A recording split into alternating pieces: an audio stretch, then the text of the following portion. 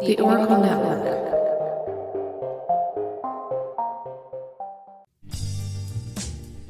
What is Malice After Midnight? Well, it's a podcast hosted by three people, Steve, Tina, and Christine, with a focus on true crime, but we save room for all things involving malice, serving it up with a bit of dark humor tucked in here and there. We welcome you to the conversation with the release of a new episode every Sunday on all podcast platforms.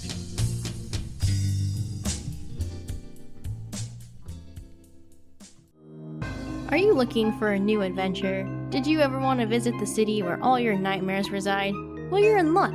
Join us, your tour guides, Christine and Jen, to visit Nopeville, where you will be personally escorted on an all-inclusive trip through the city and see all possibilities of terror and fright. You'll see all sorts of things on your tours, including, but definitely not limited to, the paranormal, true crime, the supernatural, and more. If you're into all that and enjoy a little dark humor, book your tour today and nope right along with us. Check us out on our website at nopevillepodcast.com to see where you can listen to Nopeville today.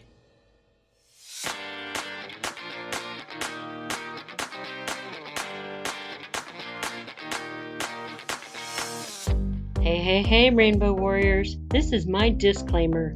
Beyond the Rainbow is a true crime podcast. It's not suitable for young children, and maybe not even for some adults.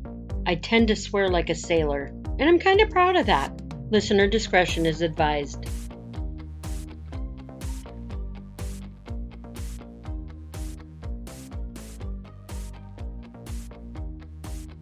Hey there, Rainbow Warriors, and welcome to Beyond the Rainbow, True Crimes of the LGBTQ+. I'm your host, CJ. Find me on the socials as either Beyond the Rainbow Pod or Rainbow Crimes almost everywhere. Should you be able to help support this one-woman show, please check out my website at beyondtherainbowpodcast.com.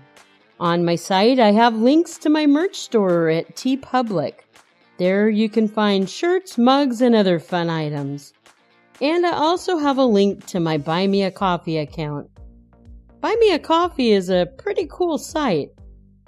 It also allows me to write up some short true crime stories and post them, kind of like a blog. Also on my website is a photo gallery of past cases and a list of missing but not forgotten LGBTQ+ members. This episode's missing is Frank Goldberg. Frank, who was assigned female at birth, is a gender-queer individual who uses the pronouns she and her. The gender-queer definition from the Human Rights Campaign is as follows. Gender-queer people typically reject notions of static categories of gender and embrace a fluidity of gender identity and often, though not always, sexual orientation. People who identify as genderqueer may see themselves as both male and female, neither male nor female, or as falling completely outside of these categories. That almost makes me feel it's a label that says, "Don't label me." I'm pretty sure that's exactly what it is. Okay, I think I understand that term better now. Frank disappeared at the age of 36, and she would be 44 if found alive today. Frank was last seen on the west side of Buffalo, New York around 9 p.m. on December 16, 2013. As a young child, Frank dreamed of being an astronaut. Her mom was a former Catholic nun and her dad a Jewish man. They were both very progressive in their politics, and they were both feminists. As well, her parents were big supporters of the LGBTQ+ community. Even with her parents as woke as they were, Frank was a little worried when she came out at the age of 15. She bought a copy of the book Stone Butch Blues for her parents and for each of her siblings, and she told them all to read it so they could understand a little more about who she was. Frank, dressed in a tuxedo, took a girl to prom. Her prom date wore a prom dress. Frank received a lot of ridicule in school for doing this, but Frank was a tough cookie, and that's when she started her fight for LGBTQ rights at her school. She then went on to become involved in LGBTQ+ activism. Frank went to college at New York University, but she dropped out to become an administrator at New York's Tisch School of Arts. She also volunteered with many LGBTQ+ organizations and needle exchange programs. It was at this time, though, Frank somehow got hooked on heroin. She moved back to her parents' home in Buffalo to get clean. Once she was clean, she started again advocating with a variety of LGBTQ groups, and she also started volunteering again at another needle exchange program. 4 years later, Frank hit bottom once again. This time it was with alcohol abuse. Alcohol was actually an old friend of Frank's. She started to drink at the age of 13. Knowing that she was once again at the bottom, she put herself into a recovery program. It almost seemed like Frank was using these life experiences to help others. Because when she was released, she came out as enthusiastic as ever to help others. The cycle of alcohol abuse was continual, and for Frank it wasn't a simple one. She willingly would put herself into programs for help, but not all the programs she put herself in were successful. She was looking around for a new program, a program where she would feel safe as a masculine-presenting, genderqueer person. She finally settled upon one in Oregon. Once she was released from the program, she decided she liked Oregon so much she was going to move to Portland, and she did. The holidays in 2013 were coming, so Frank flew home to Buffalo. While she was in Buffalo, she started to get overwhelmed and anxious again. She seemed to have a relapse the day of December 16th. That was the day she disappeared. She had spent all day alone, and that evening a friend who knew she wasn't doing well mentally gave her a call, but Frank wasn't picking up. So that friend drove over to Frank's. Frank wasn't answering the door either. The friend was somehow able to get inside, and they found Frank's keys, phone, and cigarettes. The friend also found a note that read, "I'm sorry. I'm just too tired. Truly sorry. Love, Frank." Frank has not been seen since. Frank stands about 5 feet 5 inches and weighs about 150 pounds. Frank had salt and pepper colored short hair. She also had her wallet on her that had some cash in it and her ID. Should anyone have any information on Frank's whereabouts, please email findfrankgoldberg@gmail.com or call 716-863-6906. You know, I've always wondered who came up with coloring emotions. Does that make any sense to you, what I'm talking about? I mean, like, blue is for sadness, red is rage, orange is excitement. I guess there really is something called color psychology. There's even something called color emotions, which I'm referring to. That aligns colors with how someone's feeling. Like green is supposed to be for envy and jealousy. In the year 2000, 4 intertwined young people in Pennsylvania became a very ugly shade of green. Devin Gusman was a spunky, energetic, and creative kid. As a 12-year-old, she had met and made some good friends in her little town of Easton, Pennsylvania. Unfortunately, though, Devin's parents were divorcing, and she was going to have to move away. And even more devastating to her, she had to say goodbye to her bestie, Michelle Hetzel. But Devin wouldn't be gone forever from Easton. She moved back at the age of 16. For her and her bestie, Michelle, it was almost like Devin had never left. The two girls hung out daily, non-stop, sometimes even sleeping over each other's houses. One evening, Devin asked Michelle if she'd ever kissed a girl. Michelle replied by tenderly lowering her lips onto Devin's. That kiss would become a binding contract between the girls. Now a high school sophomore, Devin came out to her family and her friends. While in high school, Devin and Michelle also became friends with another girl, a girl named Kiri Renner. The three young women would often hang out together.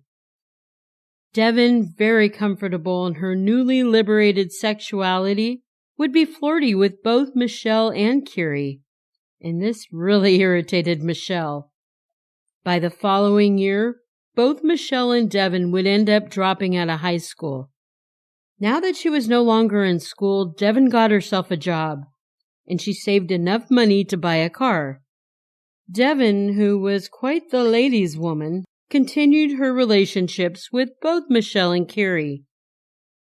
Michelle's home life was always somewhat questionable, and after dropping out of high school at the age of 17, she was put into foster care until she turned 18.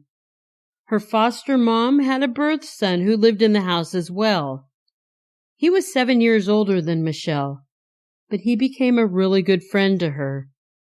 His name was Brandon Bloss. Brandon was kind of nerdy. He was a chemistry major and he held a good job.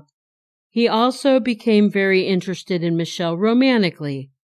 Michelle liked Brandon, but it was so different than the passion she had for Devin. Brandon, however, was head over heels for Michelle, and once Michelle turned 18, Brandon asked her to marry him. For Michelle, it was important to keep up heterosexual appearances in front of people. In an attempt to conceal her relationship with Devin from her real parents, Michelle agreed to marry Brandon, and she became his fiancée. With Michelle in foster care, Devin decided she wanted her independence. She moved out of her family home and in with Kiri. They found a little apartment above the bar at the Mineral Springs Hotel. Devin and Kiri had been lovers for a while now. Devin and Michelle were also still lovers, in spite of Michelle's upcoming wedding to Brandon. Michelle was more than a little angry and jealous that Devin moved in with Kiri.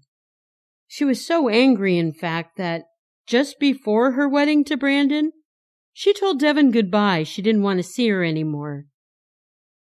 Devin now would become the jealous one.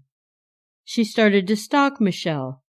Every night, Devin would drive by Michelle and Brandon's house, honking and professing her love out the window for Michelle. Brandon finally started to understand what was going on. The time Michelle would spend with Devin and the nights that she didn't come home, it was because she was cheating on him with Devin.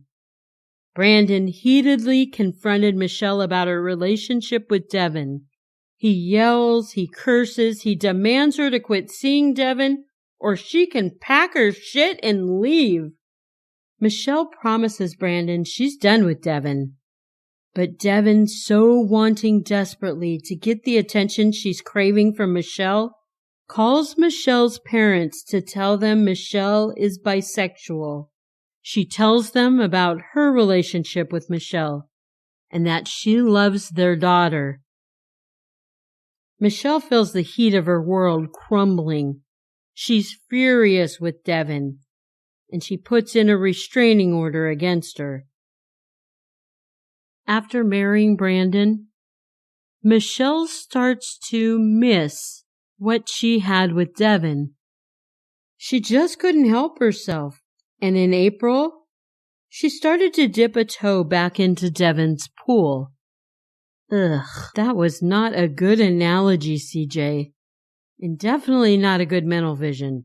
But warriors, you get what I'm saying, right? Using Brandon's credit card, Michelle started to buy gifts for Devin. Michelle wasn't really in love with Brandon, but his credit card lit up her heart like a fire on a windy day. Kiri knew that Devin was stepping out with Michelle again, and she wasn't happy about it at all. Fights between her and Devin would become a common occurrence. You might even say Devin and Kiri were in a mutual domestic abuse type relationship. Hair would be pulled, punches thrown, kicks landed, and bottles or the nearest object would projectile through the air at the intended victim. Curie seemed to be more of the aggressor in these situations. Her feelings were hurt that she wasn't enough for Devin. And although it's hard to blame her for that, Curie also had a little something in her closet. She had been so hurt by Devin's devotion to Michelle. At one point, Curie got married to a military man that was stationed overseas. And to him I would say, "Ya lucky bastard." This guy didn't have to experience all the girl drama firsthand. Devin was the meat and cheese in a married woman sandwich. What is with these ugly word visuals I'm setting for everyone? Sorry, I promise to do better. Months after Michelle and Brandon married, the Devin-Michelle and Devin-Curie relationships would continue. Can you remember being 18, 19, 20 years old? I can, and I can recall feeling heartbreak, rage, and jealousy.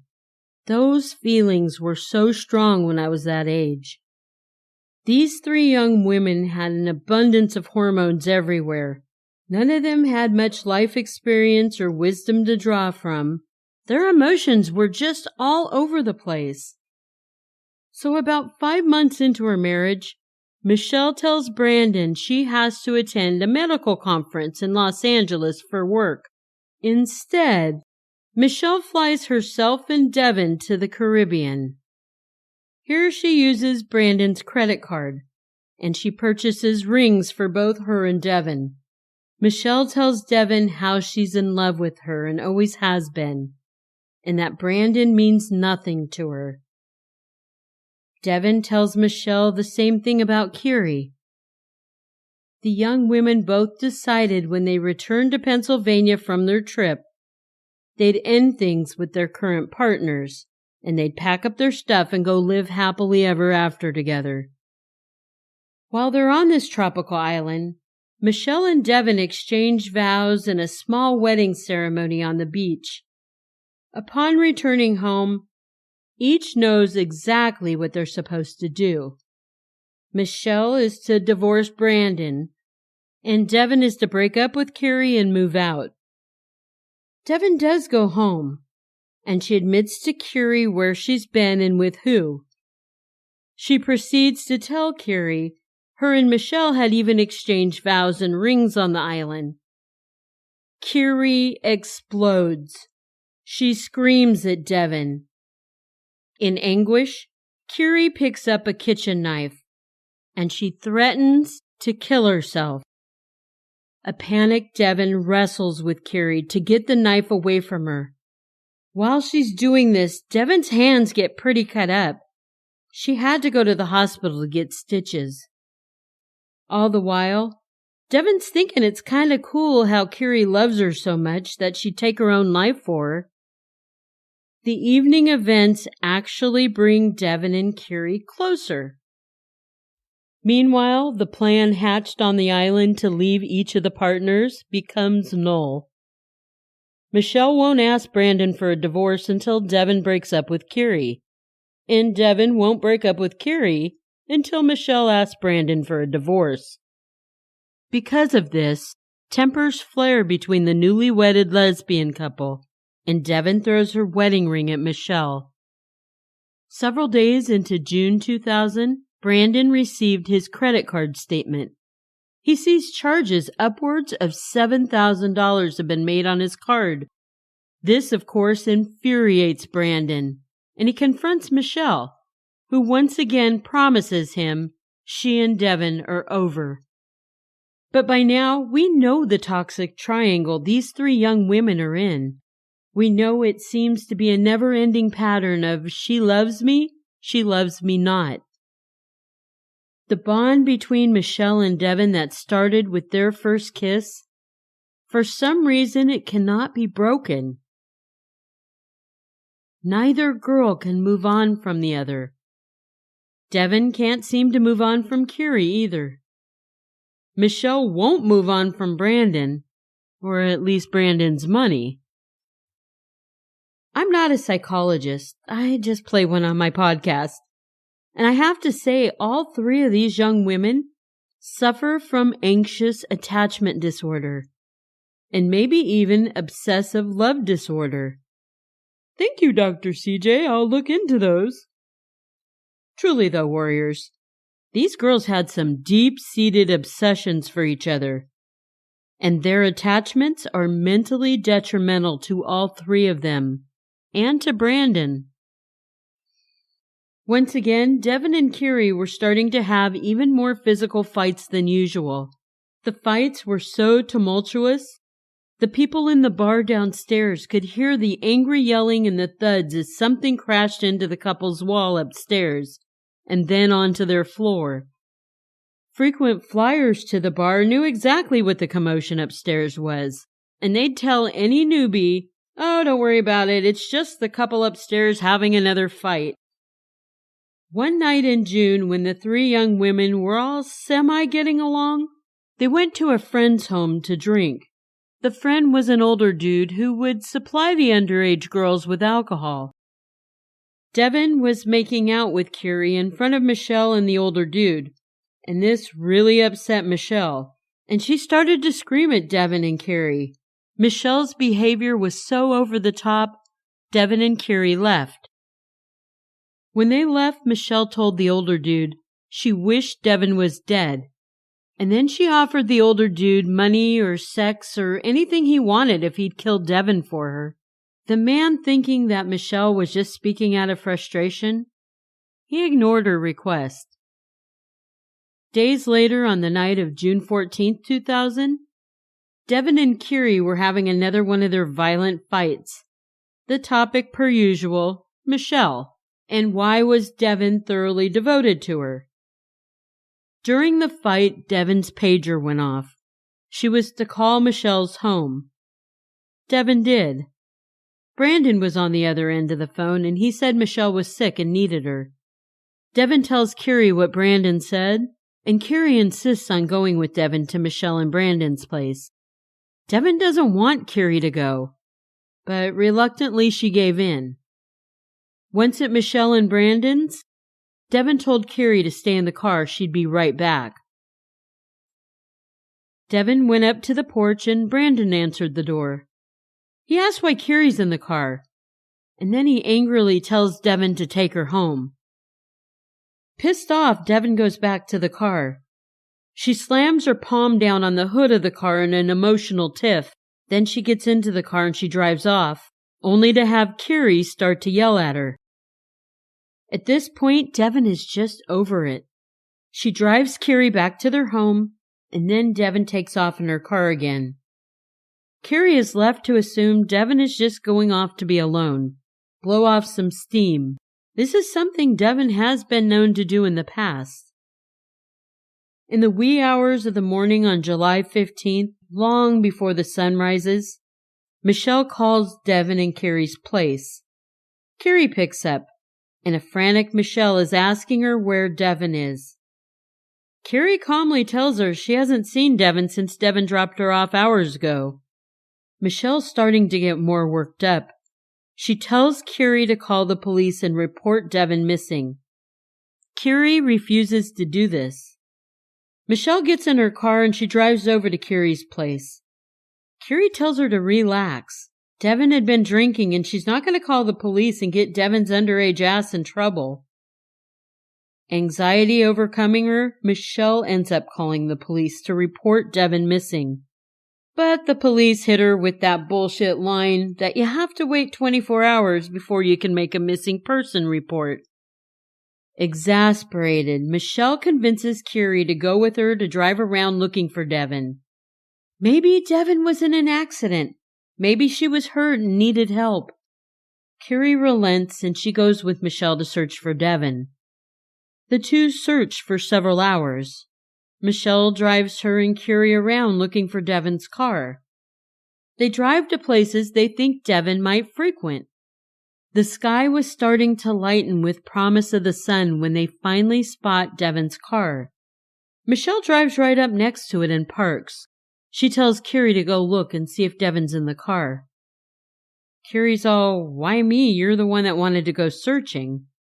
And Michelle says, "You're her girlfriend, go look." Begrudgingly, Carrie gets out of the car and she looks in the driver's side of Devin's car. She shouts back at Michelle, "She's not here!" Michelle screams back, "What? Look again!" Carrie uses her extra key for Devin's car to unlock it. She opens the car door. She sees Devin curled up in the back seat with a green jacket covering her. Thinking Devin's just passed out from a night of boozing, Carrie shakes Devin's leg to wake her up, and then she sees Devin's lips and eyebrows are purple. Carrie starts screaming, which in turn makes Michelle scream. A couple of early morning city workers are out and about and they hear the girls. The city workers call the police. Police show up just a few minutes afterwards. They see Carrie's discovery of a deceased Devin. Police start marking off what looks like a crime scene for investigation. Michelle's car is parked so close to Devin's car, it too is impounded and taken in for evidence. Laying on Devin's hip was an injection needle that's tip had been broken. In Devin's hand was a knife. At first, the scene appeared like perhaps an accidental overdose and suicide. That is until the police see across Devin's neck was a slash, nearly to the bone. There was no way Devin had done this to herself. There would have been way more blood had she killed herself in her own car, or even if she had been killed in her car. Plus, the knife had been wiped clean. Devin's clothes had dirt and grass stains, making it all evident she'd been killed elsewhere, dragged to her car, the car relocated, and the crime scene staged. Obviously, this was done by someone who wasn't versed in murder. There were too many simple mistakes. After some investigation, police felt Carrie looked really good for this crime. A jealous live-in girlfriend with a past of domestic violence against Devin. Even Devin's dad corroborated the physical violence that had been inflicted by Carrie onto his daughter. The police got a warrant to inspect Carrie and Devin's apartment. In the apartment shower, the police found a car floor mat from Devin's car. It looked like it might have had some blood on it. Carrie explained the stain on the mat was just spilled pickled beet juice from a recent camping trip the girls had went on. Police put some luminol in the shower. The whole bottom under the mat lit up with what was determined to be Devin's blood. Carrie had an answer for that too. She said the blood under the mat was from Devin's menstrual cycle. With these easy explanations, police still weren't convinced of Carrie's innocence. Carrie agreed to give him a polygraph test. It came back as inconclusive. Carrie did mention the fight they had the night Devin disappeared, and she said it was about Michelle, Devin's other lover. Up until now, police hadn't realized Devin had another girlfriend. With Carrie not off the hook yet, police decided to look into Michelle. They learned of Michelle and Devin's trip to the Caribbean island, the vows they had exchanged, and how upset Michelle's husband Brandon was after Michelle and Devin returned. Police talked to a neighbor that lived behind Michelle and Brandon. He said he was awoken to a verbal altercation on the steps of Michelle and Brandon's home, December 16th, the night Devin disappeared. He said he peered out, saw Michelle, Brandon, and some other young woman. The three were screaming at each other outside, but soon the young woman was led into the house. This information led police to obtain a search warrant for Michelle and Brandon's home. While the investigation was ongoing in Devin's murder case, she was laid to rest by her parents at the Northampton Memorial Shrine. Inspection of Michelle and Brandon's house began. A syringe cap was found. It matched the syringe that lay on Devin's deceased body. The cap was found in a pair of Michelle's jeans in the washer.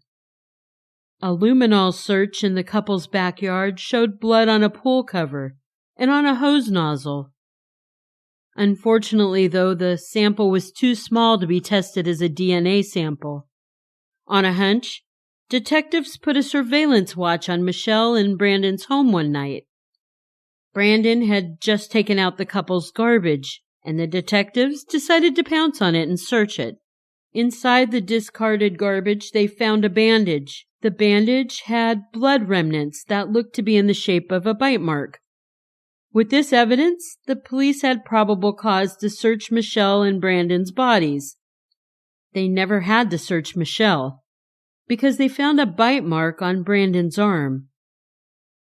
It wasn't a whole lot, but it was enough to get orders to exhume Devin's body and have an impression of both her upper and lower teeth made. With that, it was apparent Devin had bit Brandon's arm. Police were getting closer. But this only proved Devin bit Brandon, not that he killed her. The police remembered they had Michelle's car also to go through. In the trunk, they found bloody clothes and gloves belonging to Brandon. DNA testing proved the blood was Devin's. Both Michelle and Brandon were arrested in the first-degree murder of Devin Gusman. Police no longer felt Curie had any involvement. At trial, originally Michelle and Brandon were going to have their trial together, but they turned on each other, each saying that the other one killed Devin. The couple's neighbor testified to Devin being the young woman having the yelling match outside of Brandon and Michelle's house the night she disappeared. The old dude who bought alcohol and drank with the girls? He testified at Michelle's trial, telling everyone she'd pay him money or sex if he'd killed Devin.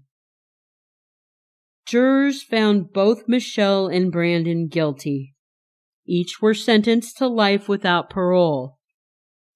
Michelle has since tried to appeal her sentence, stating she was too young when first convicted. Her brain was still growing. However, Michelle was 18. Had she been 17 or younger, an appeal would have probably have been granted. In 2019, Michelle was back at the court seeking a new sentence due to health issues. In the past 2 years, she has had 2 colon surgeries, and she complains she is in constant pain. She also says the surgeries aren't healing correctly, and she is constantly bleeding. No word yet if now 39-year-old Michelle will be able to convince the court of a new trial with a different outcome. This episode's quickie crime comes to us from Spain. Now, we don't normally hear of too many crimes against LGBTQ+ in the beautiful country of Spain. This crime happened just this year. In fact, only about 2 weeks ago on July 3rd. 24-year-old nursing student Samuel Luis Muniz had stepped outside of a nightclub to have a smoke with a female friend in a city called A Coruña, which is in northwestern Spain. Samuel was on a video phone call with another friend. He turned his phone around to show his friend on the phone the sights. Just then, a man and a woman happened to be walking by, and they called Samuel out for filming them. The man stepped forward to Samuel and said, "You will either stop filming or I will kill you, faggot." Samuel asked the man why he was calling him a faggot. At that point, the man started to beat Samuel. Samuel's female friend and a guy standing nearby stopped the fight. When the couple walked away, Samuel asked his friend to help him find his phone because it was suddenly missing. While the friend walked a little ways away to help Samuel look for his phone, the angry man who started fighting Samuel was back. And this time he had brought 12 other people with him. They jumped Samuel, called him a number of anti-gay slurs, and they beat him to death. 2 men and a woman were detained for questioning in the first day or 2 after the beating. But now 6 people have been arrested for his murder. 2 of the arrested are underage, 16 and 17 years old. One of the men arrested had taken Samuel's phone. The police were quick to say this wasn't a hate crime because Of course they were. But then witnesses came forward, including friends of Samuel's, and they insisted Samuel was being harassed for his sexual identity. LGBTQ+ activists in Spain were quick to launch protests all across the country in support of justice for Samuel. If I hear anything else about the progress of this case, I'll let you know, warriors. Love you guys. Remember, it's not a crime to be gay. Unless you're a murderer.